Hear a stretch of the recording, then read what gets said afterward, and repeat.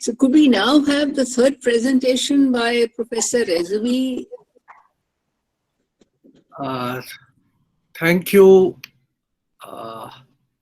Let me first of all thank the organizers, especially uh, uh, Dr. Mahalakshmi, for holding this program and also inviting me to speak on a topic which is uh, somewhat different from the two earlier presentations. But before I start, let me thank Professor Indu Banga, Professor Robila Thapar, Professor Rajan Gurukul, Professor Shimali himself, and the others who are present today. I would be taking you all from the cerebral presentations which have been made here. Excellent presentations, and my task becomes difficult because of that. I'll be dealing with a more mundane topic, and that is medieval monuments as symbols of composite culture.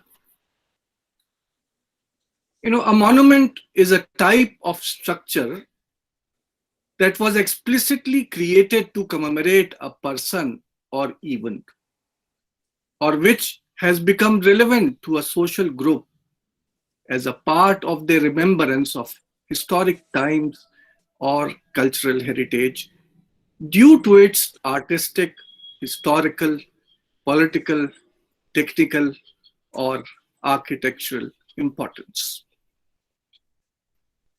A monument is not only a commemorative structure, but an edifice which symbolizes the culture, ethos, and the milieu in which it was created. In fact, a building or a structure, a monument as such, is representative of the times in which it was created. These monuments contain within themselves all that which inspired their creation, the ideals and tensions of the society, the ideological moorings of its makers, their inherited knowledge, their inspirations, as well as their shortcomings and limitations.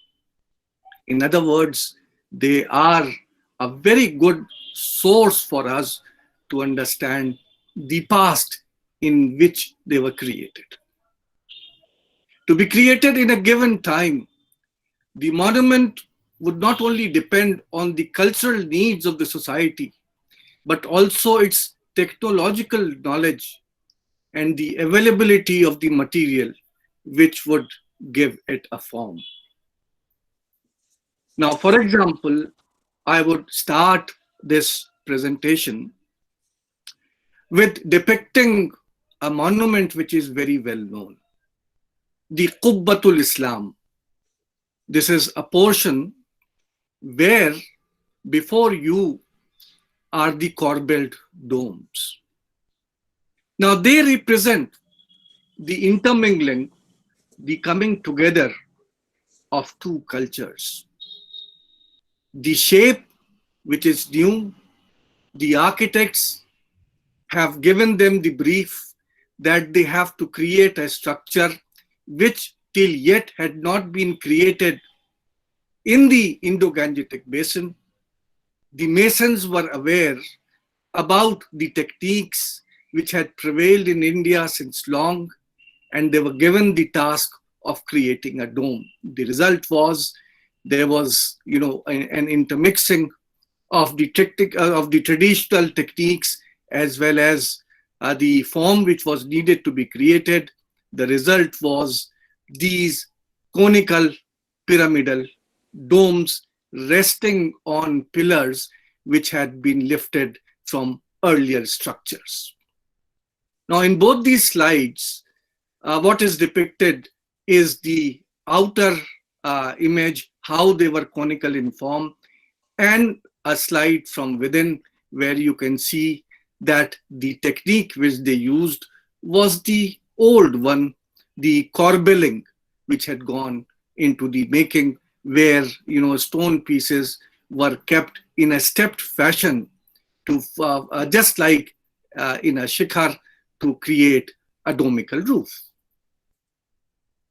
And then, of course, what was needed were structures which were quite large, which were supposed to be high, and which, generally speaking, in Central Asia had domes on top of them. But what we find is that when the Indian architects started building it, they had their own peculiar technique and method as well as the material. And the result was that at most of the places, we had colonnaded, trabeated roofs which were resting on the pillared constructions. Now, for example, the whole, the galleries around the Quwwatul Islam Mosque were tried to be raised to a certain height by using two pillar shafts.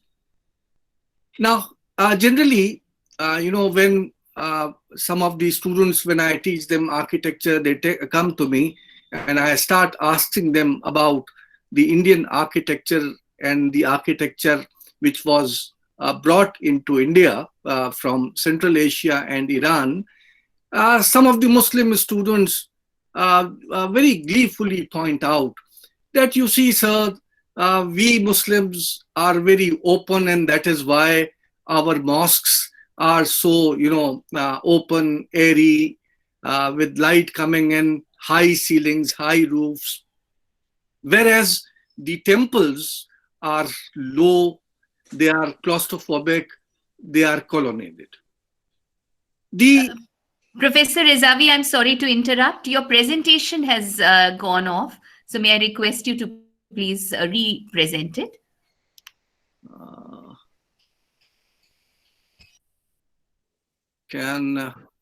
That's because some others have started presenting. Nobody should present except the speaker, and then it will come onto the screen. So please present it again, Professor Rezavi. Can you see it now? Yes, but it's very small. I think the earlier one was occupying a large part of the screen, which is how we want it. But my laptop shows that it is on full screen. I mean, it's on a full screen.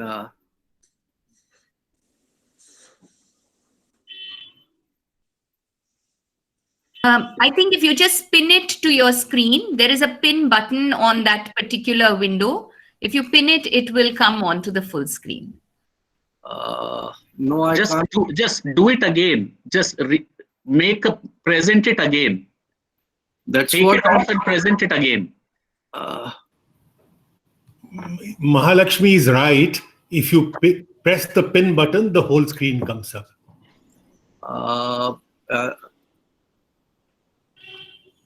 I'm not seeing any pin button here. Actually, that is meant for the participants, not for you. So please go ahead, Professor Rezavi. Is it better now? No. No. Well, I can see him. Yeah, it's his presentation that we are talking about. If you can just stop presenting and then start again, maybe it will resolve the issue. That's what I am trying to do. I mean, if I... And it says full screen. Once you present it, there is also a so you can press that.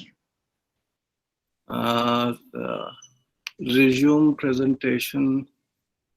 Stop.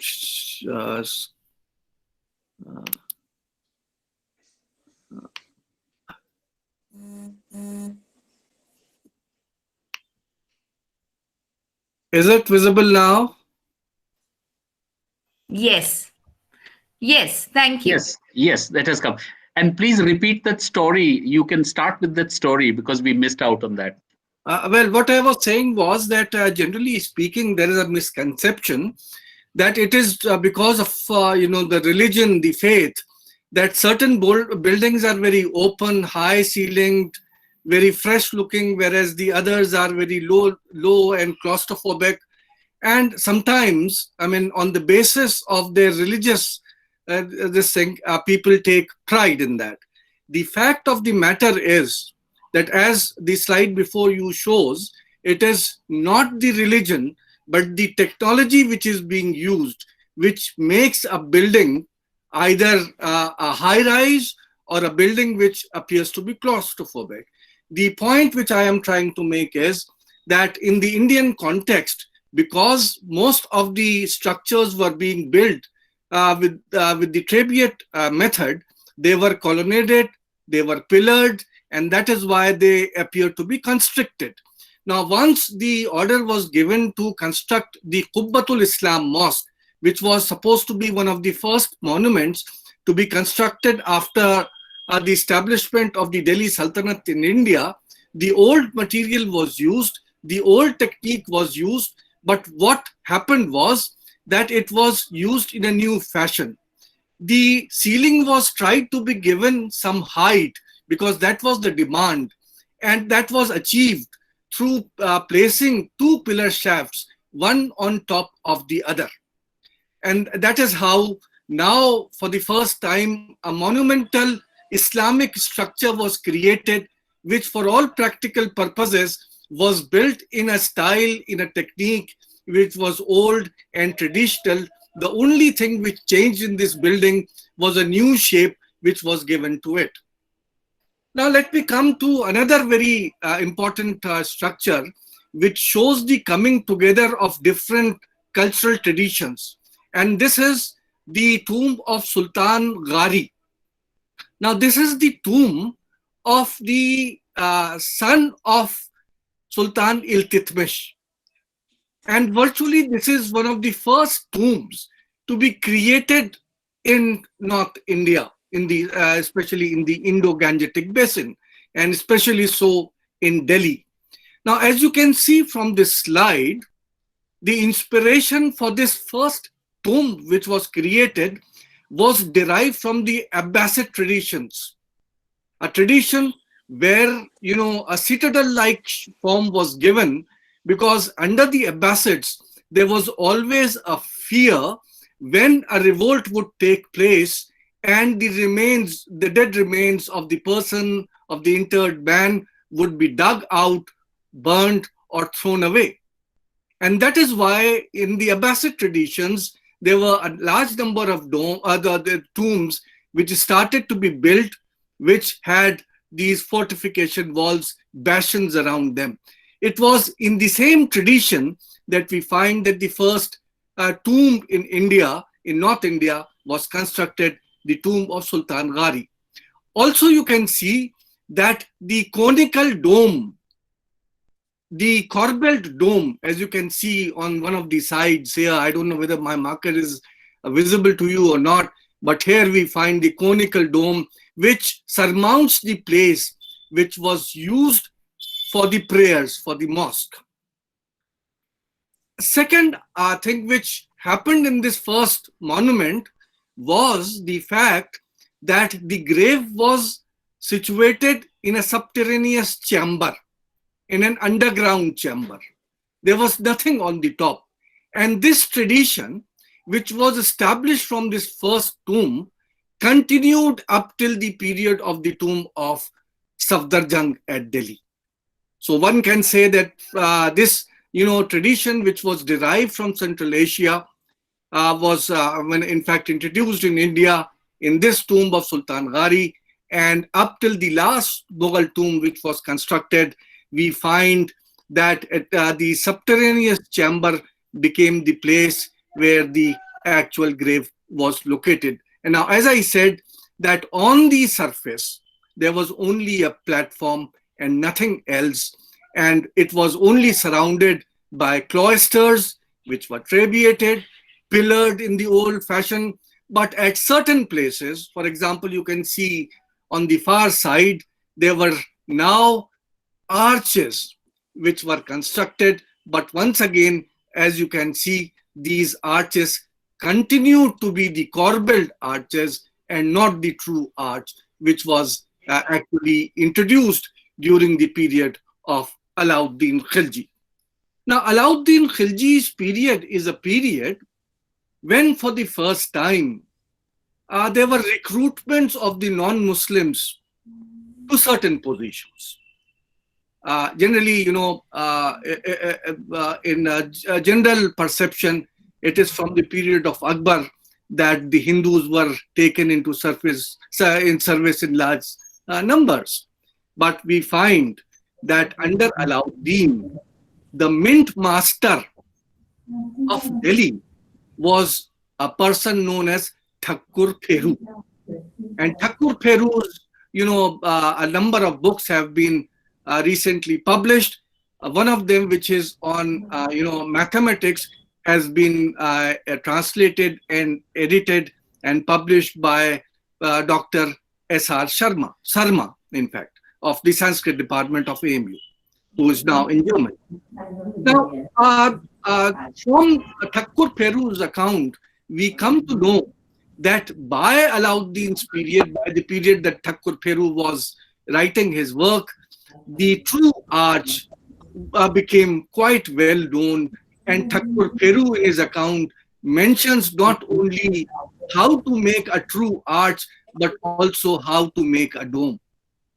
And this work, in fact, now shows that the knowledge of a true arch and dome was incorporated by the Indian masons and architects. And that is why from Alauddin's period, we start getting monuments, we start getting structures with true domes and true arches. Before you are two buildings, one Alai Darwaza, which has a proper dome, and an arch, which is a true arch, as well as the Mosque of Alauddin, which is near to the tomb of Nizamuddin Aulia.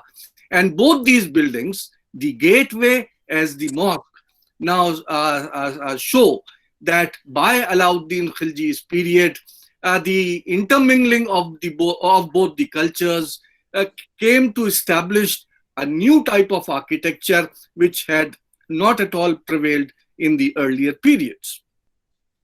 Now, with the coming of the Timurids, many more influences started coming within the country. Not only, influences from Central Asia, but also from Iran, as well as, European traditions. They were introduced, and all these traditions came to moderate and tailor the indigenously developed architectural traditions.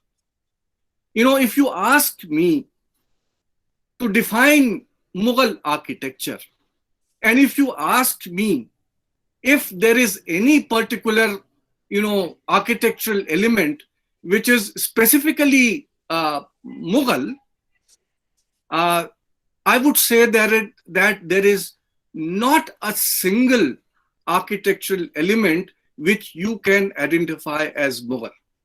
All of them are derived from the other traditions which had been established earlier.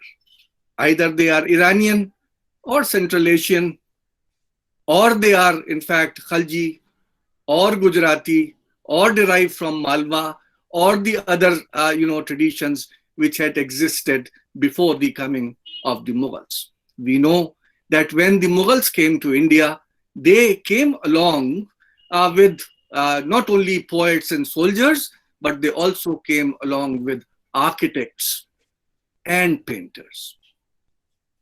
Before you is an example of the first Mughal structure which was built in the Indian subcontinent.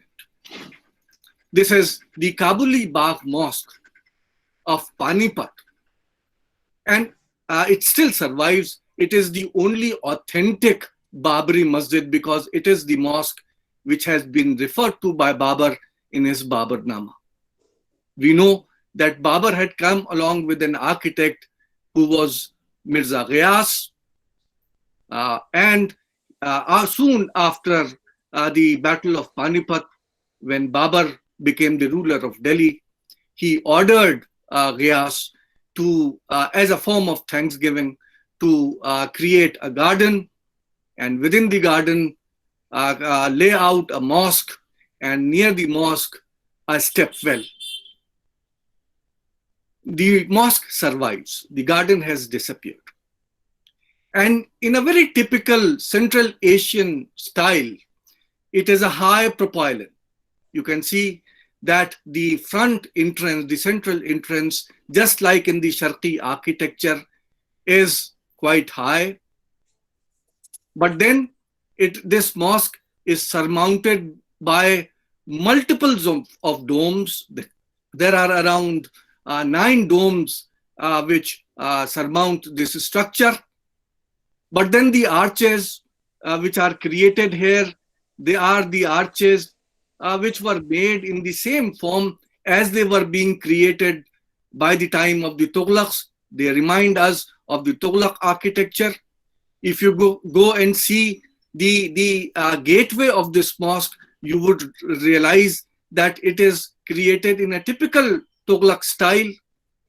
What was happening here is that the architect was a Central Asian, but on the other hand, those who were creating this monument, who had been given the task of creating this monument, just like in the case of Qubbatul Islam Mosque, were the Indians who were trained in the traditions which were prevalent in the region of Delhi. And that is why they create a mosque which has elements of Central Asia, because after all, the plan was being guided by a Central Asian, but the surface decorations and the way it was created had indigenous local elements in it. Now pay attention to the dome of this particular mosque. The first Mughal mosque to be created at the ground very near to where the first Battle of Panipat was fought. Instead of a kalash, which had become one of the part and parcel of mosque architecture in India, you have a Roshandan. You have, something which allows air, light to enter into the central dome. And this was the tradition which had been borrowed from Central Asia. There are a large number of structures in Central Asia. So in this mosque, the Mughals, the first Mughal mosque, the Kalasha, which had now become part of the Indian mosques, was not used, but the tradition of the Roshandan, which was Central Asian in character, it was used. Secondly, as I pointed out, that in Central Asian mosques or in the Iranian mosques, you have either a single dome or a multiplicity of dome. And here what we find is that there were a multiple of domes which surmounted the structure. Secondly, it was being created in a region where brick has generally been always used. We know that in India, there are at least 2 or 3 regions where stone has not been actually used in the construction of buildings from very early period. One of them is Bengal. The other is the region of Multan, and the third, Punjab. Multan and Punjab, are aligned with each other, and throughout this, area, it is mostly the brick structures which are built. So typically, when Babur orders his first building to be made, it is not of stone, which ultimately became the hallmarks of imperial architecture, but the indigenous method of using the brick with mortar, overlaid on it. And then secondly, but the shape remained Central Asian, multiplicity of, domes, with the central dome having a Roshandan, the central arch in the form of a propylaeon. Sometimes you must have heard people say that the mosque at Ayodhya was derived on the Sharqi architecture, but my point of view is that both the mosque here at Panipat and that at Ayodhya were in fact inspired from the Central Asian architecture, because the Mughal architects who were creating it by that time had probably not visited Jaunpur, and Jaunpur itself also, the Sharqi architecture itself was also following the techniques and methods which were Central Asian in character. Now we find that, as I said, that throughout the region of Punjab, the brick structures were constructed, but then pay attention to this structure which is at Sarhind. It is now just a few kilometers away from the tomb of Sheikh Ahmad Sirindi. It is lying in a village within a field outside the city limits. And once again, you find that you pay attention to the dome. It has a Roshandan instead of the Kalash. But below the Roshandan, you get the inverted lotus form. At the Babri Masjid at Panipat, the lotus, inverted lotus was absent. It was only the typical Central Asian Roshandan which decorated the top of the dome. But this particular mosque, which I personally date it from the period sometime from the reign of Humayun, here you have the Roshandan, which is much more elaborate, and then below it you have the Indian tradition of having the inverted lotus, which became one of the hallmark features of all the domes which were subsequently built.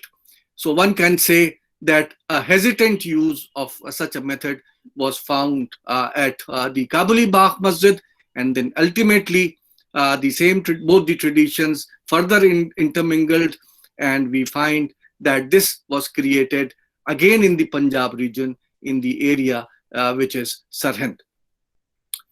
Now, these intermixing of various traditions did not take place only in tombs and mosques, but such intermixing or the emergence of a composite architecture, in fact, was in the field of the palatial secular architecture as well. Now, this particular building, which is before you, is erroneously known as Jo Dubai Palace. It is one of the buildings at Fatehpur Sikri, and if you visit the primary sources of Akbar's period, it is mentioned as Shabistan-e-Iqbal, or in other words, the Haram Sara, and it has quarters for at least 7 to 8 women who could live to it. We all of us by now know that there was no Jodubai who was the wife of Akbar. There was. It is a mythical creation, probably owing to the movie Mughal-e-Azam of K. Asif. But this architecture has been labeled by the villagers of Sikri as Jodhbai Palace during the 19th century due to the fact that it has a lot of elements which are derived from indigenous traditions, which are coming from Rajasthan, which are coming from Gujarat, which are coming from Malwa. For example, if you look at these oriel windows, which are there on this gateway, but look at the central arch, it is a typical Iranian arch. This typical four-centered Iranian arch was used to such an extent by the Mughals that very soon we forgot that it was an Iranian variant, and we started calling it as the Mughal arch. Secondly, what we see here is a tradition which is derived from the Tughlaq architecture. There is, within the arch, there is a trabeated entrance. There are 2 entrances. In fact, the actual opening is trabeated, but outside is the well-formed four-centered arch. This was a tradition which had been developed in India by the Tughlaq period, and it became, it was practiced under the Lodhis and others, and we find the same tradition continuing by the time that Akbar started establishing his structures at Fatehpur Sikri. Now look here. This is again one of the slides from the interior of this particular palace. You look at the pillars. I don't know whether it is visible to you from there or not, but the chain and the bell motif you can find on the pillars. The whole carving system appears to have been derived from the temple architecture. I mean, each and every portion of the stone, the way it has been carved. Remember that when Babur wrote his memoirs, he praised the Indian stone cutters like anything. And he says that he had recruited thousands of those stone cutters in forming his own structures.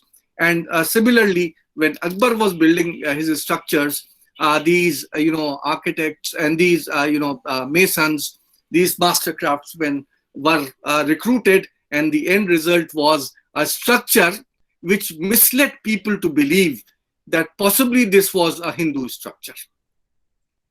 And the theory circulated that because it has so many Hindu elements within it, so possibly the person who was living here was a Hindu queen. And that is why one of the reasons that the creation of Jo Dubai took place. Again, what we find here is, look at the window which is there in this particular building.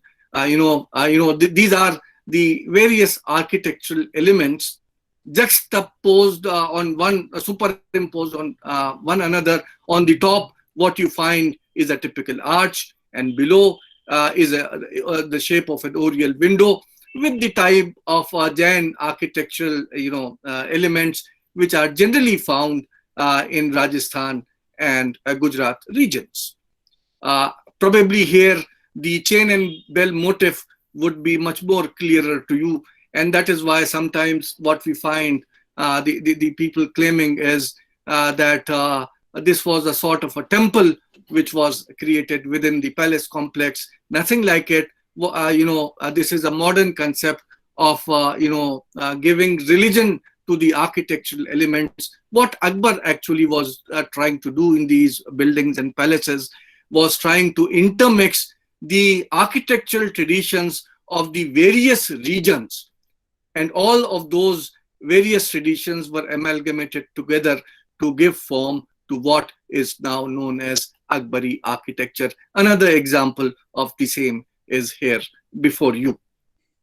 Then the famous lotus pillar, which is there, again derived from the Jaina traditions, or in fact you can say the wooden traditions of how the brackets were made earlier on, and those same things were now used by Akbari architects. Well, I am giving you just one example from Ahmedabad. This is the Jame Masjid of Ahmedabad, and there were a lot of these traditions which were derived from temple architecture, which had been used in these mosques of Gujarat. For example, the stone cutters of the Gujarat were known for their jali work, and all these traditions were incorporated first in Malwa and Gujarat from the temple architecture, and from there, by the time they reached the Mughal court of Akbar, the memory of them being only part of Hindu architecture had disappeared. They were just regional elements of architecture. Now, for example, here in yet another building at Fatehpur Sikri, what you find is invocation of carvings which should have been found on wooden buildings. The type of carvings you would expect in the region of Kashmir on a medium which is wood rather than stone. Now, for example, again at Fatehpur Sikri, look at the brackets which are holding the roof. Now, naturally, anybody who is well versed with some element, knowledge about architecture would know that these brackets were not at all needed at all. I mean, there's no need of putting these, but this is just an invocation of wood architecture. Remember that the Mughals used to live in Central Asia and elsewhere in tents which were of wood. We know that even Abul Fazl and in fact even the European travelers give us references to the Mughal encampment which was on the move. Temporary cities which would be put up for the night, and they were all wooden structures. And if you read the Akbarnama, if you read the names of the original buildings which are given by Arif Kandhari and Akbarnama and Badaini and other sources, the same names of those tents had been used for these structures, especially at Fatehpur Sikri. So this was again an example of how various traditions were being put up together to give shape to a new architecture which had not been known to other places where Muslims or the Mughals were living. For example, here from a palace which is erroneously known as Turkish Sultana's Palace, look at the type of carvings which are there, the cypress tree, the leaves and petals. They would remind you of Muslim traditions. You know very well that in Islam, the making of animal figures or human figures is not allowed. So you would say a typical example of Muslim traditions. But then along with that, you have panels, dados with parrots, with lions, with animals which are drawn there in the same building which is at Fatehpur Sikri. So within one building, as you can see in this particular slide, on the top you have the geometrical patterns, and below you have those foliages which are again typically Islamic in character, but then the depiction of life which otherwise was forbidden in Islam. Not only these designs, but today I would like to show you certain other aspects which are generally missed by the people, certain traditions which are very typical of Akbari architecture or Mughal architecture, and that is the surface decorations. In a building which is known as the Khwabgah, the place which is supposed to be the resting place of the emperor, on the walls, the black and white sketch which you find is the sketch of probably a temple scene. This is what Smith identifies a temple scene. I don't know whether it's a temple scene or not, but in the middle is a deity with a crown on his head. On his head you have cloud-like formations. Below him and on the side, one side, right side, you will find dead bodies, limbs, dismembered bodies thrown at random. But on the other side, there is a prince who stands overlooking this scene. This was a sketch which was made by Smith 100 years ago in 1895. And this is a photograph, the colored one, which I took in 1995. And here you can find that, around this young prince who's standing here, there is a halo. You can see the golden color, which is here, depicting that even during the period of Akbar, the halo was used at certain few places. The other example of a halo in a Mughal structure of Akbar's period was a gateway at the tomb of Humayun, which was reported by Ebakosh, but unfortunately, due to what Aga Khan Memorial Trust did, the scrapping of the original plasters, that has now since disappeared. So this is the only example of a miniature on the wall with a halo which survives at Fatehpur Sikri. Now here what you find is that within a palace where emperor probably is supposed to be sleeping is a scene which is quite gory in nature, which is said to be a temple. It may be derived from Buddhist examples of China or whatever. This is how Smith tries to define it. But my point of contention is that such drawings and such elements which have nothing to do with the so-called Mughal Islamic traditions were incorporated into Mughal architecture. Not only the Hindu traditions, possibly on this wall, nothing would be visible to you, But what I am trying to show is that in this tak, which is there is the figure of a pious lady in a white robe, just like Mary, and before her there are a number of angelic forms. Otherwise, outside this on the wall, you have certain scenes, elephants, polo being played, so on and so forth, which embellish and which in fact try to show that there was also certain Christian influences.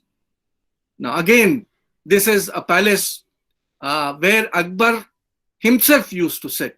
I'm not going to I don't have time to go into all the details, but possibly this much is visible to you, that there is a temple with a kalasha which has been drawn on one of the pillars of this particular structure.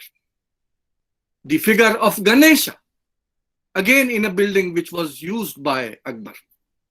Not only that, but again on the same building, what we find is that there are two sculptures. On the one hand, here on the left side, there is some goddess who has been depicted. Probably some of you might be able to identify which goddess it is. But here on the right side panel, what you find is a figure which is almost like a Ram or Lakshman with a bow and an arrow, and below him is a monkey who is touching the feet of this god. So probably this is the image of Ram or Lakshman along with Hanuman. And what is remarkable is that these sculptures are being carved on buildings which are imperial and buildings about which there is no doubt that Akbar was personally using them. There are many other things, but because of paucity of time, I won't be showing those, photographs, the miniature, the surface decorations to you from Fatehpur Sikri. There are, in fact, hundreds of them, very interesting ones of them. But now I would jump to the period of Jahangir. Now, this is one of the, miniatures where there is a garden party going on. There is a woman who is at, A.K. Das and others think that this is Noor Jahan Begum, the only portrait of Noor Jahan Begum, with some, scholars define. And before him, set surrounded by a halo, Jahangir, who is being entertained. And besides Jahangir is Prince Khurram, the future Shah Jahan. Now, behind these figures, as a background, you find a portico, and beyond portico, you can see the blue color of the river flowing. This is, in fact, identified as the scene from Bagh-e-Noor Afshan at Agra, which was created by Noor Jahan Begum on the banks of river Jamuna. I have also taken certain other photographs which I would show you. But, on the right side, I have taken out one portion from the pavilion which is there, and you would find, I hope it is visible to you, on one side is made Jesus, on the other side, the right side, in red garments with folded hands is Mother Mary, the influence of Christian culture on the Mughals during the period of Jahangir. Examples of that is also found from the Lahore fort, where there is a whole wall decorated with such images. Now, a few years back, in fact, now it has been more than 15 years or so, I had gone to survey this Bagh-e-Noor Afshan, which popularly is known as Ram Bagh at Agra. And we thought that let us find out whether there are certain images or not. But everything was covered with, white lime of the British period. So one of my team members from the archaeology section suggested, let us throw some water, and as the white lime would become wet, it would become a little translucent. So we fixed our cameras, and behind that white, mortar of the British period, you can see we could locate the image of a man, a bearded man, just in the form of Jesus. And on the other hand, this image of a woman, probably Mary. Now, at the moment, if you go to that place, the white the plaster has been removed, and now the sketches of both Jesus and Mary are visible to the naked eye. Dr. Ebba Kosh has also written an article on the angelic depictions at Bagh-e-Noor-Afshar, and she has also given a photograph of these two figures there. Now let me come to another aspect which shows the Ganga Jamni or the coming together of both the cultures. My contention is, I don't have time to go into the details, but from at least from the Mughal period onwards, a new type of Mughal a mosque architecture started growing in India, which I very hesitantly call as Templar mosques, which have derived certain traditions from the temple architecture.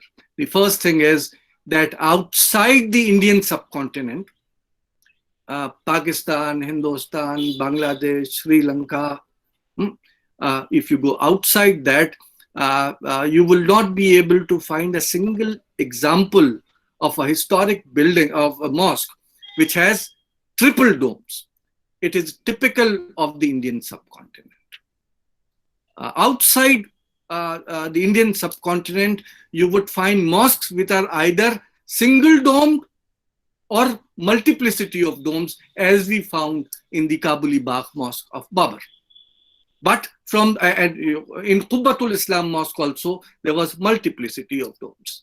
But from the Jama Masjid of Fatehpur Sikri, down to the Jama Masjid of Delhi, down to this particular mosque which I am showing before you from Lahore, which belongs to the period of Aurangzeb. This is Aurangzeb's Jama Masjid of Lahore. What you will find is multiplicity of domes. Number two, what you would find is that in these Mughal mosques, there was yet another tradition which you would find absent generally in the mosques outside the Indian subcontinent, and that is that there is a gradation. From the ground level, you have to use the stairs to come up till the courtyard. From the courtyard, there would be another series of steps which would take you to the prayer chamber. Within the prayer chamber, there would be an aisle, the central portion, which would be higher than the other two flanking places. And on top of this prayer chamber, which have roofs both sides a little lower, the central one higher, on top of them you would have triple domes, and the central dome bigger, higher, larger, the two flanking domes lower and smaller. Another tradition which came to be established under Shah Jahan was the minaret. Starting from Quwwatul Islam and coming up till the reign of Shah Jahan, at least in the Indo-Gangetic basin, we find them in Bengal, we find them elsewhere, Gujarat, for example. But as far as the Indo-Gangetic, the Mughal area was concerned, there was no use of minaret as a part of the mosque. In the Allahabad High Court judgment on the Ayodhya Mosque, one of the contention was that it cannot be a mosque because there are no minarets. Unfortunately, show me one mosque of the Mughal period which has a minaret in that and which dates before the period of Shah Jahan. During the period of Shah Jahan, the minaret first hesitantly appeared in the Jama Masjid of Agra, which was constructed by Jahanara Begum. And later on, a fully developed two minarets were found at the Jama Masjid of Delhi. By Aurangzeb's period, the slender, tall minarets became a hallmark of the mosque architecture in India. Badshahi Mosque, which is before you, graded, at various levels. And then, in fact, in Central Asia, the Livan or the chambers, the cloisters, which are constructed all around on the three sides of the central chamber, they are also double-storied.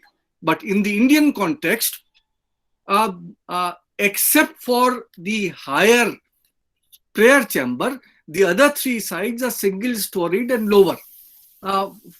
So, जो उसी तरीके से जो है, we can say that the Indian concept of Brahma, Vishnu, and Mahesh. So I may be totally wrong, but I will just ask you that please show me one mosque which is built in this fashion outside the Indian subcontinent, where you have this concept of Trinity, the concept of the society where there are gradations, various grades. You will come to one level. From the first level, you will then go to the second level.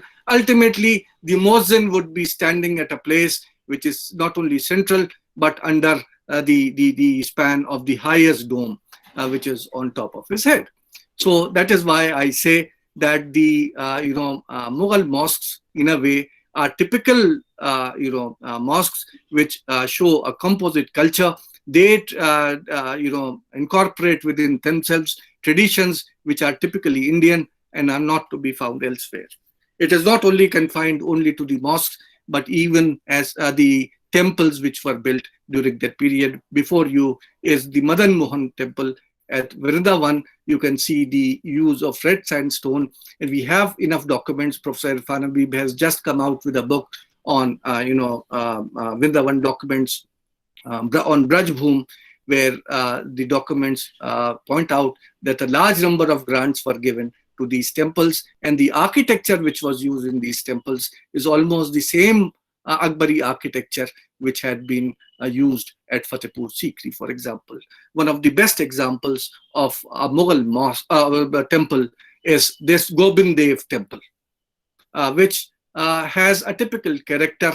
It has, incorporating within itself certain ideals which are typical to Mughal architecture. There is a paucity of images in this. And thirdly, the ground plan is a cruciform plan. In fact, a plan which reminds you of churches. This is a typical, Christian plan, the cruciform plan, cross plan, which has been used in this mosque, in this temple at Vrindavan. And now look at the interiors. The same type of architecture, the intersecting arches, the domes. Look at the arches which are inside and look at the surfaces. There is hardly any, sculpture which you would find drawn on this. Incidentally, it is not only during the period. Sometimes people say because it was being given grants by Akbar and because it was the Mughals and Raja Man Singh was in fact subservient to him, he saw to it that no images were put up there. But I would remind you that go to Jaipur and visit the Gobind Dev temple, which was created later on after this mosque had, this temple had been abandoned. There also you would find similar features, that except for the Garbhagriha. Incidentally, here the Garbhagriha was destroyed possibly during the reign of Aurangzeb. I'm not very sure when it was destroyed, but it was destroyed. So at the moment, we don't know what type of decoration was within that. But even on the gate of, unfortunately, I don't have that slide. On the entrance point of the Garbhagriha, there are sculptures, but they are very, sculptures, gopis, For example, the matha, which is being, churned. So such type of images are there and not of the gods themselves. The last which I would show and end with that is that that started during the period of Akbar, and by 19th century, we have, temples which are domical. Along with Kalash, this is Ram Ki Pyari at Ayodhya.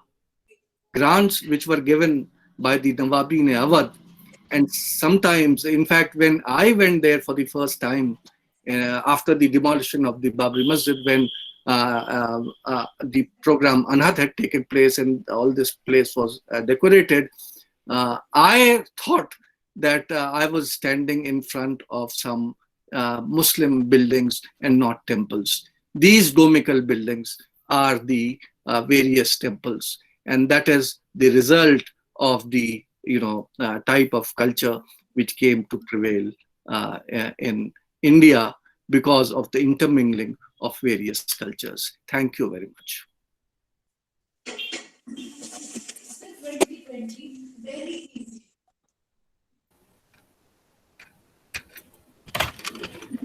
Thank you, Professor Rezavi. Very fascinating presentation. May we have the questions first, Professor Mahalakshmi? Yes, ma'am. We have a number of questions actually. So I will scroll down and read them out together. And then would you like to address them together, Professor Rezavi? No, I might forget. So if you can, Okay. one by one, it would be better for me. All right. There's a question from Taronjit Singh Bala, which is, what was the impact of technology used in air-conditioned chambers in Aam Khas Bagh in Sirhind, as well as in Fatehpur Sikri? Did it spread to other non-Mughal monuments of that period? This concept of insulating the buildings against the heat was a practice which was followed almost in all these structures which were built from 16th century onwards. In fact, there were a number of techniques which were used. For example, in the Agra fort, what we find is that insulation was provided by constructing hollow walls. Sometimes within the hollow, the hollow within would give you the thermostat effect.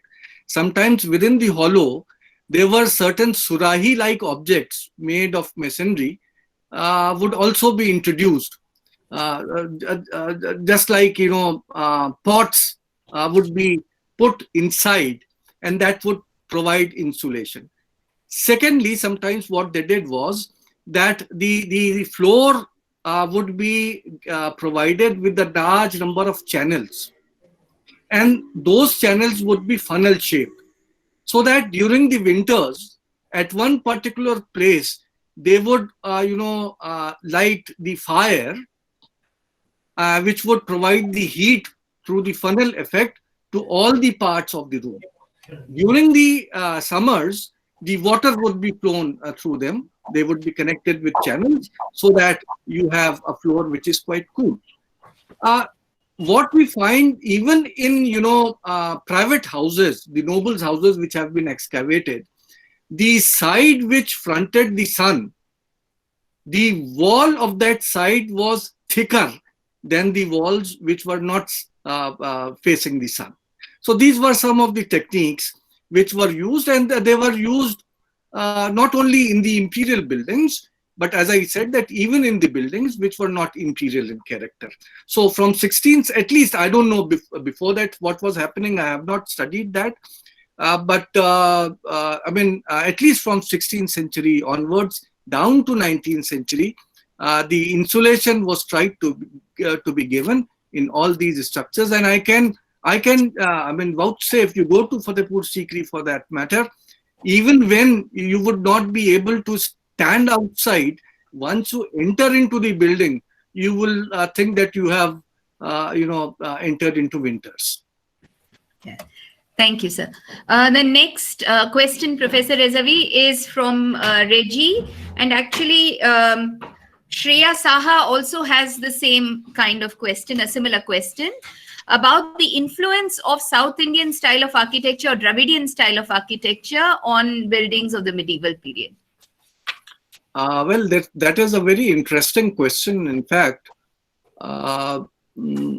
Interesting also because of the fact that the Dravidian style of temples themselves started from 11th century onwards. Most of them, the better examples, were constructed during the 13th century. So one would expect that there should have been some, influence by 16th or 17th centuries on the Mughals, but unfortunately, so far, none has pointed out. Uh, uh, I can't believe that there was no influence from the south, but so far it is only Malwa, Gujarat, and in fact even sources like Abul Fazl, they also never mention the masons and architects from the south coming to build structures. Possibly because from those subas like Gujarat, Malwa, or the Jaunpur region, or Agra, or Rajasthan, due to the fact that most of the masons and architects were hailing from these regions. One of the reasons why we find their influence more rather than east, for example, or the deep south.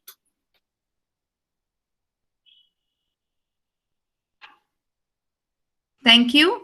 There is another question from Aishwarya.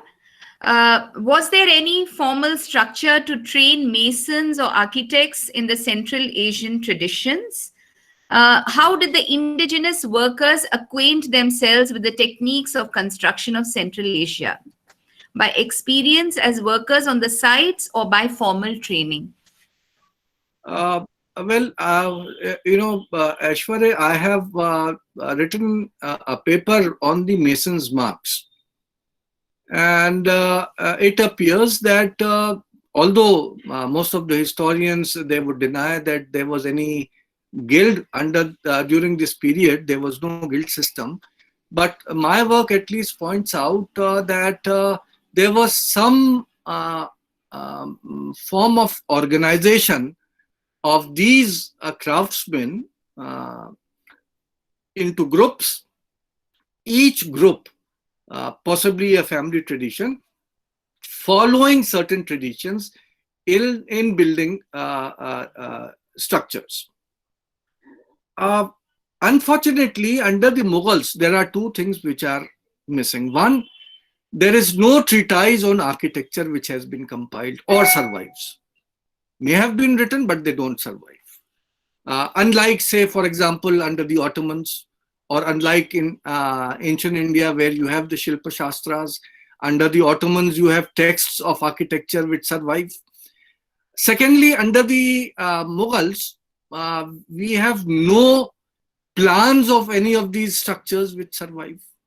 The Taj Mahal was created, but if you ask anybody to provide you with a plan, master plan on the basis of which this would have been made, we just don't know. The only evidence of a plan is in the form of a painting where one of the masons is shown depicted holding a graph paper like thing on which a plan has been made. So there were certain plans, but they do not survive. So possibly, in short, my answer to you would be that most of the training of the Indian craftsmen were in their particular traditions.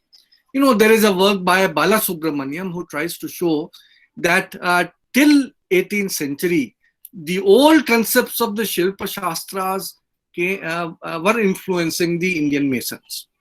As far as the new traditions or the tradition, or for example, I mentioned the work of Thakur Pheru, where there is some written information of the techniques that if you have to make an arch, how many stones are to be used, what type of mortar has to be made, so on and so forth. So there is an inkling that there must have been certain texts explaining this, but possibly most of the training was on the field through practice, possibly not otherwise. That question was from Virender Dhillon. I'm sorry about mixing the names up. We have another question which is on the influence of, on the composite culture that is represented by the spires, eaves, and papier-mâché mosque of Shah Hamadan Mosque in Srinagar.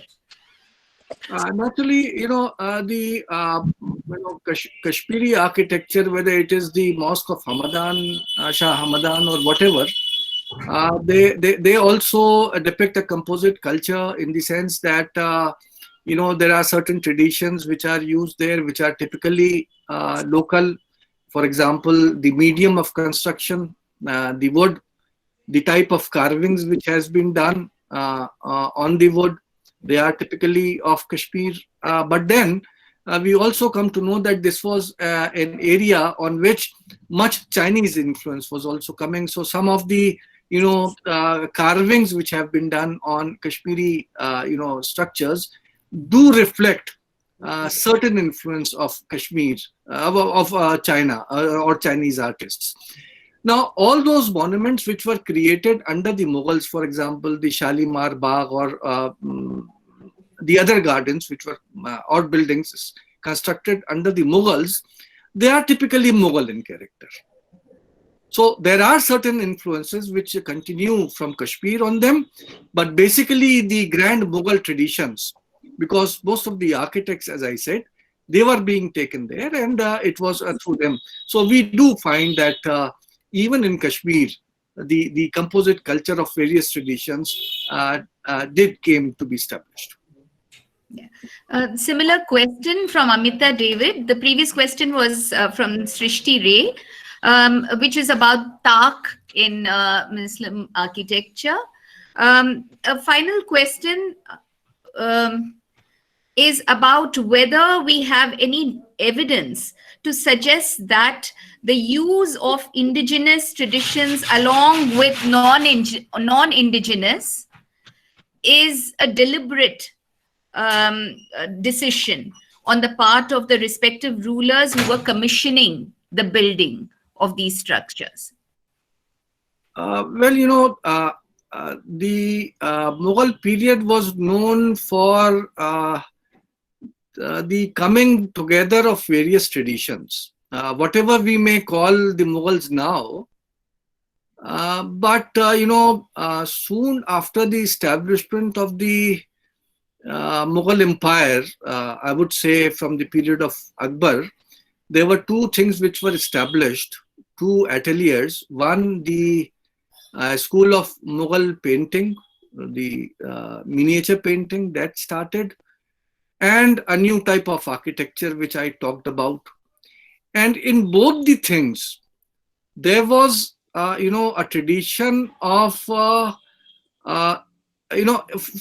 say for example in painting, there is hardly any composition of Mughal miniature where a single artist might have made it. There would be one person who would be sketching it, the other would be coloring it, the third would be making the faces, fourth making the trees and the mountains. Similarly, in the field of architecture, we know from Abul Fazl's account, for example, or for that matter from Baburnama himself, when Babur talks about the creation of his buildings, he says that the masons from various locations and places, for example, Babur says 3,000 Indian masons were collected to work on his buildings. Abul Fazl says that masons from Malwa and Gujarat and other regions were imported to create these structures. And we also know that the architect himself would remain either an Iranian or Central Asian. So whether it was a conscious effort or unconscious, there was an intermingling. The plan would always be of the Central Asian Iranian character. The execution would be done by people who had been variously trained. For example, there was under Akbar a person who was a lowly kahar. And there were a number of masons also who were part-time agriculturists. And when it was off-season, they would be acting as masons. So all type of people were joining, and that is probably the reason that something which grew out was of a composite nature. Possibly, it was not a conscious effort. It was due to the fact that all type of people joined hands together to create A, miniatures, B, the building.